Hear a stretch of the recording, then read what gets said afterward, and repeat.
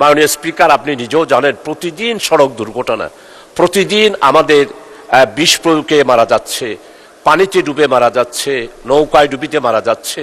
এদেরকে পোস্টমর্টম করার জন্য যখন আনা হয় মাননীয় স্পিকার, কত যে জ্বালা, কত যে কষ্ট।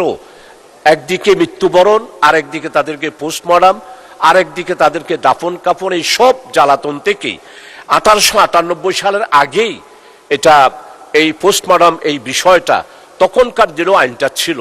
মানে স্পিকার, আমি এই জন্যে এই দুঃখ, এই ব্যথা, এই বেদনা, জনগণের এই গ্লানি থেকে মুক্ত হওয়ার জন্যই আমি অত্যন্ত সাজানো গুজানো ভাবে এই বিলটি আমি দীর্ঘদিন সাধনা করেই আমি আবারও এতদিন পর, প্রায় 22 বছর পর আবার এই বিলটি এনেছি।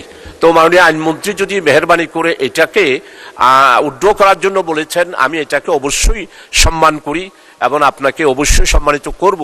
কিন্তু আমার এই বিলটা যদি আপনি একটু কমিটিতে গিয়ে বিবেচনা করে আমারগুলোও যদি এইখানে অ্যাড করেন, যে মহিলাদেরকে মহিলা করবে, পুরুষেরা পুরুষদের করবে, আর কেউ যদি পারমিশন নিয়ে বলে যে আমি মামলা করব না, আমার এই লাশটাকে যে অ্যাক্সিডেন্ট হয়েছে তাকে সরকারের পক্ষ থেকে অনুমতি দিয়ে আমাকে দাফন করা হোক, এইভাবে করে 8টা সংশোধনী আমি মাননীয় স্পিকার দিয়েছি মানবতার স্বার্থে, আমাদের জনগণের দুঃখ ব্যথা বেদনা লাঘবের স্বার্থে। আমার এটা যদি বিবেচনায় নেন, কমিটিতে যদি বিবেচনার জন্য নেন, তাহলে আমি অত্যন্ত বাধিত হব মাননীয় স্পিকার। এটাই আমার পক্ষ থেকে আবেদন মাননীয় স্পিকার। আই থিঙ্ক আপনি খুব ভ্যালিড পয়েন্ট মেড আউট করেছেন, যে কারণে মাননীয় আইনমন্ত্রী দাঁড়িয়েছেন কিছু বলার জন্য। মাননীয় আইনমন্ত্রী। আপনাকে ধন্যবাদ, আপনার মাধ্যমে অন্য সংসদ সদস্যকে ধন্যবাদ।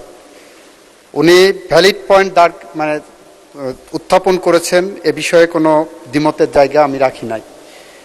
আমরা যেটা বলতে চাচ্ছি, উনি যে প্রশ্নটা এনেছেন এটা বর্তমানে প্র্যাকটিস আকারে ওইভাবেই চলে।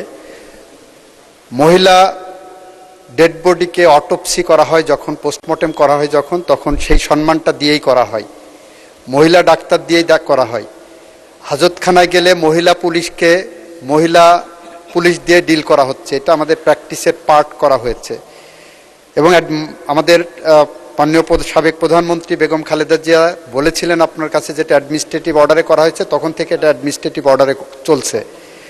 এবং আপনি 22 বছর যখন অপেক্ষা করেছেন, আর কিছুদিন অপেক্ষা করেন, কারণ আমাদের 30শে জুনের দেখেন আমরা লিখিতভাবে মাননীয় স্পিকারকে অবহিত করেছি যে এটা আমাদের বিবেচনায় নিয়েছি, এর সাথে আরও কিছু সিআরপিসির অ্যামেন্ডমেন্ট সহ আমরা একসাথে উপস্থাপন করব এবং আপনার এইটাকে হুবহু এভাবে আনার চেষ্টা করব। সুতরাং আপনি বিলটা প্রত্যাহার করলে আমরা প্রতিশ্রুতিবদ্ধ থাকছি, এই সংসদ আশা করি সেটা বিবেচনা করবেন। আপনাকে ধন্যবাদ।